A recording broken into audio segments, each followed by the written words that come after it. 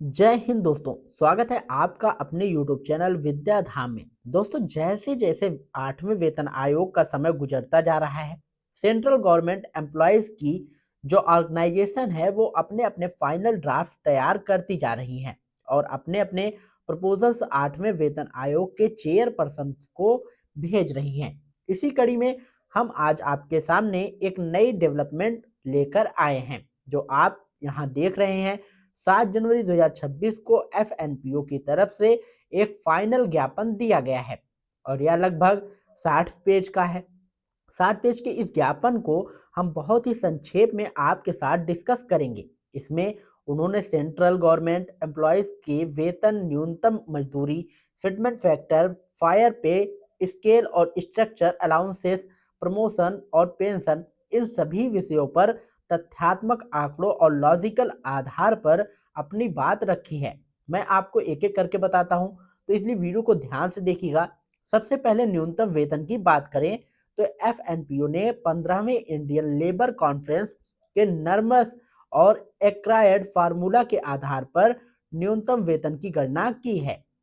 इसके लिए उन्होंने देश के बड़े 8 शहरों की वास्तविक बाजार कीमतों का विश्लेषण किया है। इसमें भोजन, कपड़े, ईंधन, बिजली, पानी, मोबाइल, इंटरनेट जैसी रोजमर्रा की खर्च, चिकित्सा, सामाजिक दायित्व, त्योहार, आवास और 25% स्किल कंपोनेंट जो सुप्रीम कोर्ट द्वारा अनिवार्य बताया गया है, इन सभी को शामिल किया गया है।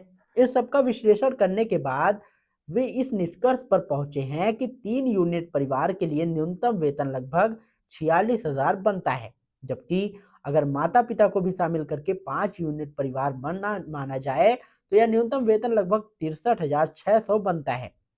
लेकिन एफएनपीओ की अंतिम मांग यह है कि लेवल 1 का न्यूनतम वेतन 54,000 होना चाहिए, जो अभी 7वें वेतन आयोग में 18,000 है।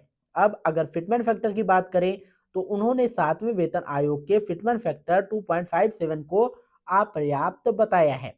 उनका कहना है कि यह पर्याप्त नहीं है। उनकी मांग है कि फिटमेंट फैक्टर कम से कम 3% होना चाहिए। इसके पीछे उन्होंने महंगाई, वास्तविक वेतन, 15वीं इंडियन लेबर कॉन्फ्रेंस की सिफारिशें और सुप्रीम कोर्ट के निर्देशों का हवाला दिया है। अधिकतम वेतन को लेकर भी उन्होंने अपनी बात रखी है। एफएनपीओ का कहना है कि न्यूनतम और अधिकतम वेतन का अनुपात 1:8 या 1:9 होना चाहिए, जबकि 7वें वेतन आयोग में यह लगभग 1:14 था, जो असमानता को बढ़ाता है। उनका कहना यह है कि अंतर्राष्ट्रीय मानकों और सामाजिक न्याय के अनुरूप नहीं है, इसलिए इसमें सुधार होना चाहिए। अब वेतन संरचना पे मैट्रिक्स की बात करें तो उन्होंने पे मैट्रिक्स सिस्टम को जारी रखने की सिफारिश की है। साथ ही लेवल 1 की एंट्री पे जो अभी 18,000 है उसे बढ़ाकर 54,000 करने की मांग की है।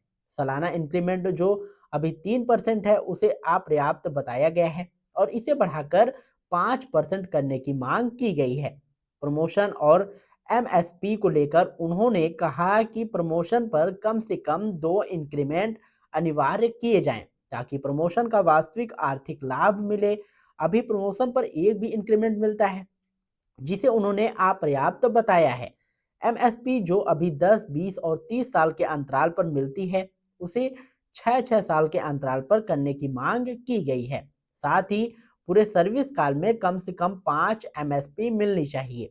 8वें वेतन आयोग की प्रभावी तिथि को लेकर भी उन्होंने मांग की है कि इसे 1 जनवरी 2026 से लागू किया जाए। साथ ही जब डीए 50% हो जाए तो उसे मूल वेतन में मर्ज किया जाए, जैसे पहले होता था। उन्होंने स्पेशल पे को लेकर भी अपनी मांग रखी है।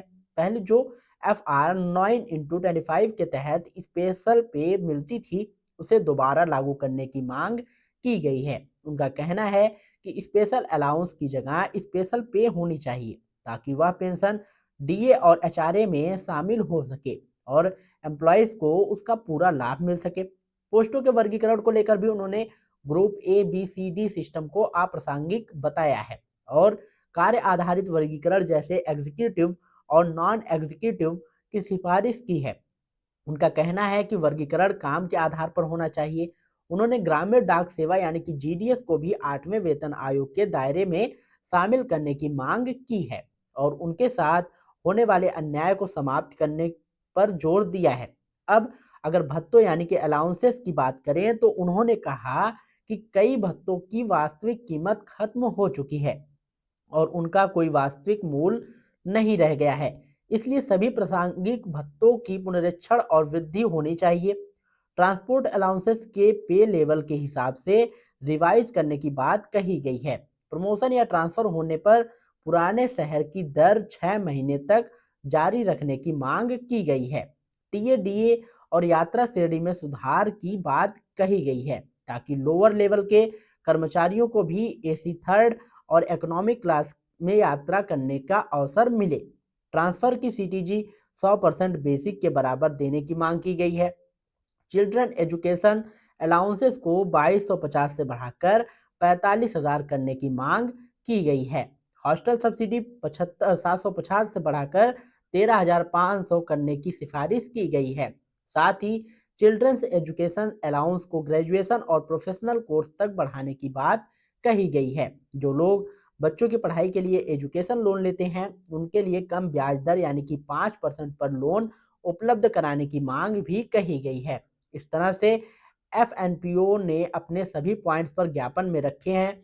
इससे पहले एफवीए यानी कि फेडरेशन ऑफ वेटरन्स एसोसिएशन ने भी अपने पॉइंट्स दे चुकी है। जब एफएनपीओ यानी कि federation of national postal organization की तरफ से यह मोमेंडम दिया गया है। तो दोस्तों ये थी 8वें वेतन आयोग से जुड़ी एक अहम जानकारी। अब चारों तरफ के सभी संगठनों को जो भी वाजिब और उचित पॉइंट लगते हैं उन्हें समय रहते अपने अपने एपेक्स बॉडी के जरिए चेयरपर्सन तक जरूर पहुंचाना चाहिए ताकि बाद में ये कहते ना फिरें जब सांप निकल गया तो लकीर पीटने से कोई फायदा नहीं होता। अभी सही समय है तो सभी को अपनी मांगे सही तरीके से रखनी चाहिए। दोस्तों आशा करता हूँ ये जानकारी आप लोगों को पसंद आई होगी। अगर वीडियो पसंद आया हो तो वीडियो को लाइक करिएगा, शेयर करिएगा और यदि चैनल पर पहली बार आए हो तो चैनल को सब्सक्राइब करके बेल आइकन जरूर दबाइएगा। मिलते हैं नई वीडियो में नई अपडेट के साथ, तब तक के लिए जय हिंद, जय भारत।